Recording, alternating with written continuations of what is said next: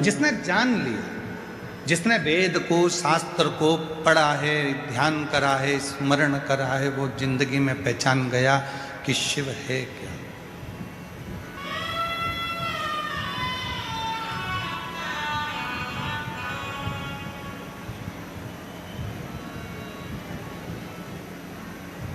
महाराज जी, लोग पूछते हैं आप रुद्राक्ष का उपाय बताते हो, दुर्वा का उपाय बताते हो, बेलपत्र का उपाय बताते हो, गेहूं के दाने का उपाय बताते हो, चावल के दाने का उपाय बताते हो, मूंग के दाने का उपाय बताते हो, काली तिल का उपाय बताते हो, काली मिर्च का उपाय बताते हो। क्या ये सब हमारे पुराणों में, शास्त्रों में है? महाराज जी, मैं निवेदन करूंगा,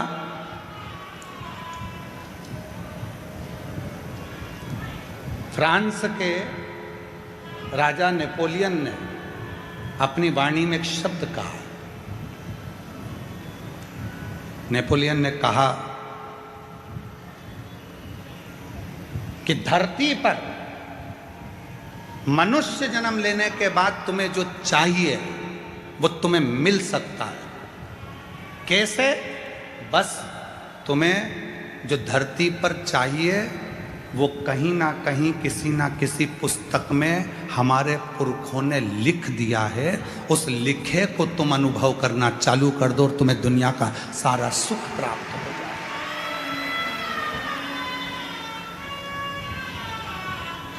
महाराज,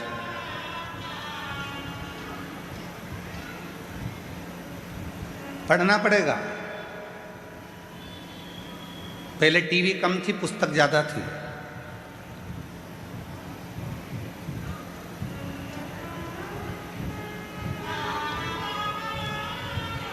पहले टाकीज कम थे, लाइब्रेरी ज्यादा थी। पहले लैपटॉप कम थे, पुस्तकें ज्यादा थी। पढ़ना पड़ेगा। पढ़ो, अध्ययन करो, एक एक पुराण का अध्ययन करो, पढ़ो। और जिस दिन तुमने पढ़ना चालू कर दिया, हम फिर कहेंगे गीता प्रेस गोरखपुर की सारी पुराणे अपने घर में ले आओ। रोज प्रतिदिन एक एक पुराण का अध्ययन करा करो कि सियोर वाला बाबा दुर्वा चढ़ाने का बोला है तो कहाँ से बोला है, उसको पढ़ो, मिलेगा तुम्हें। अध्ययन करो, कौन सी पुराण से बोल रहे हैं मालूम पड़े। अध्ययन, सब कुछ लिखा है हमारे वेद व्यास जी ने। पुराणों में ऐसी कोई चीज नहीं है जो पुराणों में या शास्त्रों में वर्णन नहीं करे। 18 पुराण, 6 शास्त्र हमें जो दिए गए हैं, 4 वेद जो हमको दिए गए हैं, अच्छे अच्छे विद्वानों ने अपनी अपनी पुस्तकों में बहुत कुछ हमको दिया है। हम उनको छोड़कर, उसके बाद भी हम अपना सनातन धर्म छोड़कर दूसरे धर्म की पुस्तकों की बड़ाई करें तो चुल्लू भर पानी में डूब मरो।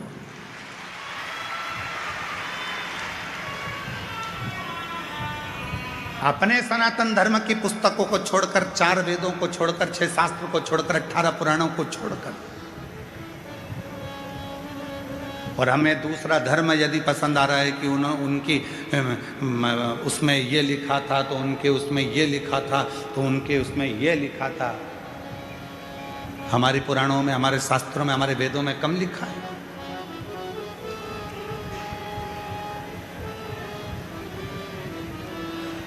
जैसे मंदिरों को मिटाने का काम विधर्मियों ने करा, तीर्थों को नष्ट करने का काम विधर्मियों ने करा, वैसे ही हमारे वेद और शास्त्रों में भी अटकलियां, हमारे वेद और शास्त्रों को भी मिटाने का काम विरोधियों ने करा, विधर्मियों ने करा।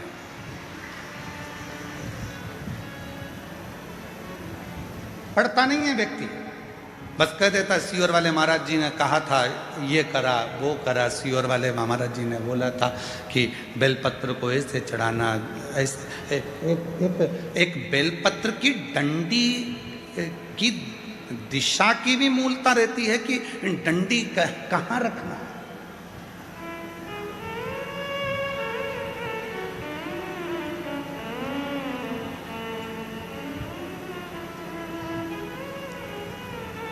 एक बार हमने हमारे सुपुत्र चिरंजीवी पंडित राघव मिश्रा जी से कहा कि हमने शिव पुराण में पढ़ा है कि बेलपत्री की डंडी का मुख संतान के लिए चाहिए, तो उसको इस तरह से रखा जाता है, और बीज की पत्ती का मुख ऐसा रखा जाता है। जरा इसका असर होता है क्या? कोई ऐसा शास्त्र है क्या? कोई ऐसा साइंस है क्या? तो हमने कहा तुम्हारे गूगल में सर्च करो, क्या वो साइंस है? तो पंडित राघव मिश्रा जी ने उसको निकाला और उसको निकाल कर वो हमको बता रहे थे। कहाँ बैठे हैं वो? राघव कहाँ है? हाँ, दे उसको माइक दो, जरा माइक दो। वहीं से बोलो। हाँ, वहीं से।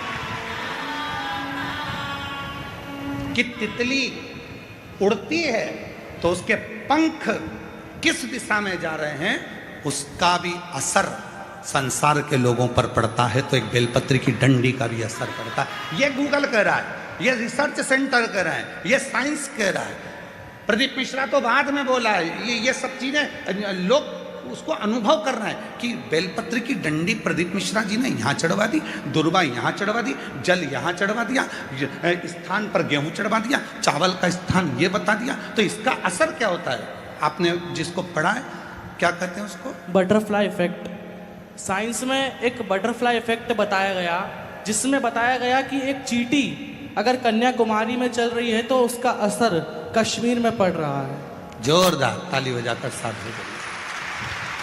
चींटी कन्याकुमारी में चल रही है तो उसका असर, वो कहे बटरफ्लाई इफेक्ट। ये एक रिसर्च सेंटर ने रिसर्च किया कि एक तितली का पंख भी ऊपर नीचे होता है तो उसका फर्क संसार के लोगों पर पड़ता है, तो हमारी बेलपत्र चढ़ाने का फर्क हमारी जिंदगी में क्यों ना पड़ेगा? बैठ जाइए साधु बात। हमने कहा हम इसको बोलते आ रहे हैं, लगभग हमको बोलते इन सब चीज़ों को सालों हो गए। तो जरा अब इस पर साइंस कितना काम कर रहा है वो देखो, साइंस काम कितना कर रहा है वो देखो। तो राघव जी ने उसको सर्च मारा, निकाला, फिर उन सब सर्चों को देखा गया कि कितना कौन कौन से देश पर केवल जरा से पंख का असर कितना होता है। फूल की दिशा, आज दुनिया के लोगों को तो भगवान को फूल चढ़ाना भी नहीं आता।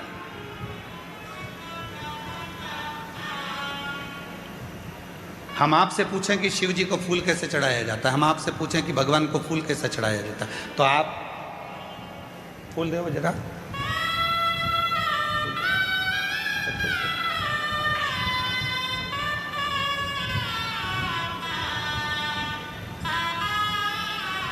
आप और हम फूल कैसे चढ़ाते हैं? शंकर जी पे या देवता पे फूल ऐसे चढ़ाएंगे कि फूल का जो मुख है वो अपनी ओर रखेंगे, अपनी ओर। और डंडी का मुख कहाँ रखा? भगवान की ओर, क्योंकि भगवान जब बैठे रहते भगवान के सामने आप इस तरह से उसको श्रृंगार के भाव से जमा देते हो, भगवान के सामने ऐसे चढ़ा देते हो। अब भगवान है यहाँ, फूल चढ़ा रहे हो, मुख उधर और भगवान बैठे इधर।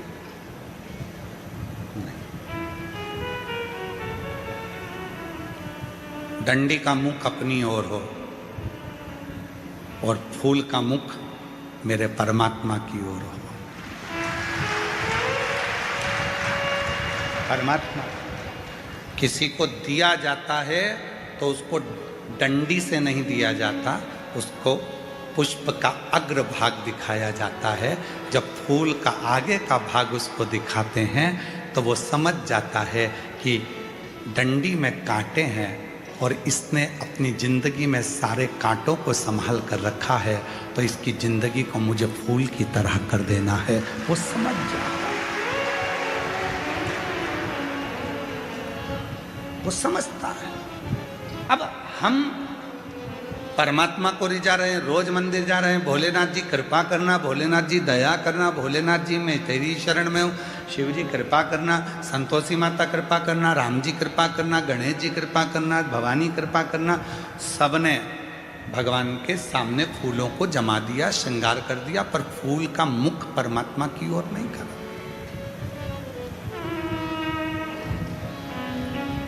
हम क्या सोचते हैं कि फूल जो भी मंदिर देखे उसको अच्छा लगना चाहिए।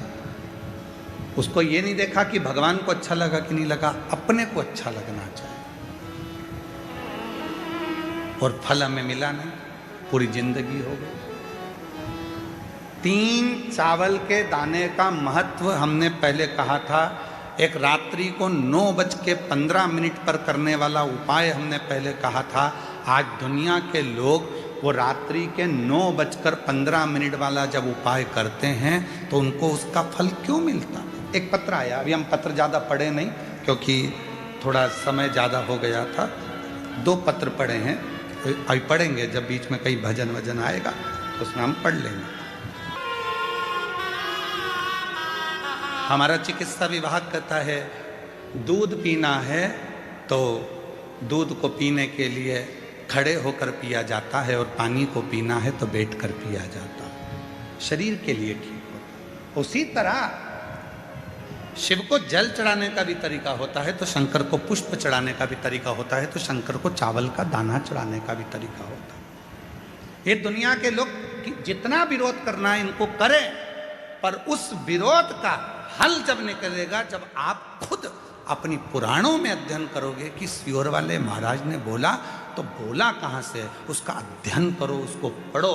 जैसे नेपोलियन, फ्रांस के राजा नेपोलियन ने कहा कि हमारे बुजुर्गों ने, हमारे गए हुए उन संतों ने अपनी पुस्तकों में सब कुछ लिख दिया, बस उसको तुम जितना अपने शरीर पर उतारोगे उतना तुम्हारा वैभव बढ़ते चले जाएगा। आप उतारो तो शरीर। हम केवल मोबाइल तक रह गए, हम केवल लैपटॉप तक रह गए, हम केवल टीवी तक रह गए, पर हम पुस्तकों को छोड़ दिए, हमने पढ़ना छोड़ दिया, हमने अध्ययन करना छोड़ दिया।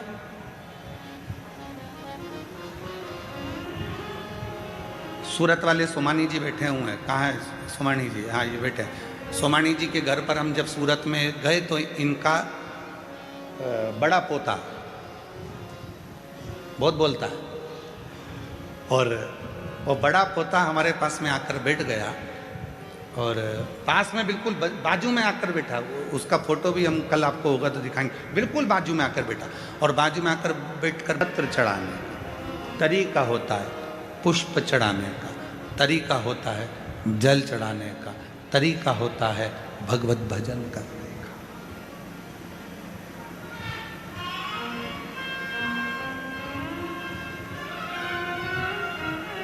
सारे तीर्थों में जाइए, हम मना नहीं करेंगे, वहां तुमको जैसा करना है वैसा करो, पर कुबेरेश्वर धाम की धरा पर आओ तो 5 छोटे छोटे कंकर बीन कर उसकी आराधना साधना कर कर बैठ कर 108 बार श्री शिवाय नमस्तुभ्यम कहो।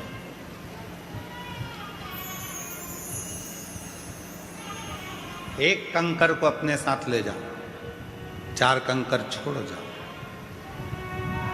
झोली पसार कर प्रणाम कर कर उसको विनय करो कि बाबा तुम्हें मेरे साथ चलना है, बेटी बहुत दुखी है, उसके दुख को हरना है, तुम्हें कृपा करना है। क्यों? धनियाबाई की कथा का स्मरण करिएगा। गीता प्रेस गोरखपुर के कल्याण अंक का धनियाबाई का एक प्रसंग आता है। एक हरियाणा की रहने वाली धनिया जो शिव के मंदिर जाती थी, पूरे गांव के लोगों के पास में गाय भैंस सब थी, धनिया के पास में कुछ नहीं था। कल्याण का ये अंक और कल्याण अंक का ये विश्वास की कथा जरा ध्यान दीजिए। धनिया के पास में ना गाय थी ना भैंस थी, कुछ भी नहीं था, क्योंकि धनी नहीं था तो होगा क्या। पर शिव की भक्ति बहुत थी, शंकर की भक्ति। और शिव भक्त की जो भक्ति होती है इसकी परीक्षा बहुत होती है। धनिया के पास कुछ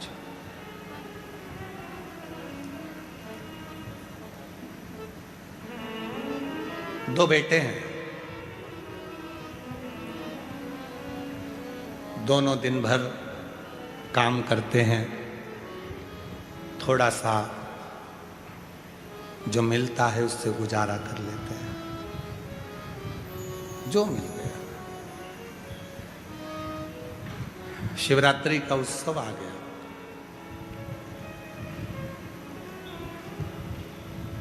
मंदिर के अंदर सारे मंदिर वालों ने निर्णय ले लिया कि कल बाबा को 1.25 कुंटल दूध चढ़ाया जाएगा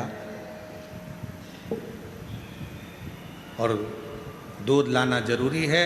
अगर दूध लेकर नहीं आए तो कल हम तुम्हें बाबा के दर्शन भी नहीं कराएंगे और अंदर भी नहीं जाने देंगे। जो दूध लेकर आएगा वो आगे बैठेगा, जो दूध लेकर आएगा वो अग्रण्य हो, नहीं तो अंदर नहीं आना। दूध लाइए तो अंदर आइए। धनिया आज मंदिर नहीं गई। बेटों ने पूछा, मां तू मंदिर नहीं गई? हाँ। क्यों? वो घर में दूध नहीं है ना। तो दूध नहीं है तो दूध से मंदिर का क्या मतलब? आज तो शिवरात्रि है, तुझे तो मंदिर जाना चाहिए।